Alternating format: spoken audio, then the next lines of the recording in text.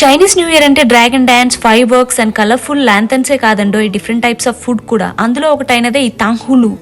ఏం లేదండి, బెల్లం పాకంతో బొమ్మలు వేసేసి అమ్మేస్తారనమాట. ఇక్కడ ఈ అన్నయ్య వచ్చేసి బెల్లం తూజ్ చేస్తున్నాడు. తూజ్ అంటే చైనీస్ లో ర్యాబిట్ అనమాట. మన బుడ్డ మేడం గారు ర్యాబిట్ కావాలని ఆర్డర్ వేసింది, సో ర్యాబిట్ ఆర్డర్ చేసాం. అంత బుడ్డగా ఉంది కదా, దాని రేట్ ఎంత ఎక్స్పెక్ట్ చేస్తున్నారు తెలుసా? 20 yuans అండి. అంటే మన INR లో 240 రూపీస్. అలా షేప్ అయిపోయినాక ఆ పుల్ల పెట్టేసి ఒత్తేసేసి ఇచ్చేస్తాడనమాట.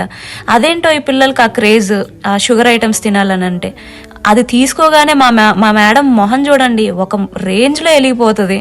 ఈ అన్నయ్య ఆ గంటను బొంగరం తిప్పినట్టు తిప్పేసి బొమ్మలు వేసేస్తున్నాడు అనమాట. 2 minutes లో ఒక్కొక్క షేప్ వేసేస్తున్నాడు. ఇక్కడ ప్రైజెస్ కూడా షేప్ ని బట్టి తీసుకుంటున్నాడు. చిన్నదైతే 20 yuans, పెద్దదైతే 38 yuans సమ్వేర్ అరౌండ్. అబ్బా అబ్బా అబ్బా, వెలిగిపోతుంది చూడండి ఆ మొహం. ఆనందం మామూలుగా లేదు అది తీసుకోగానే. ఏంటి అంత గొప్పగా ఉంటుందా టేస్ట్ అని చెప్పి ఒక ముక్క కొరికి చూసాను.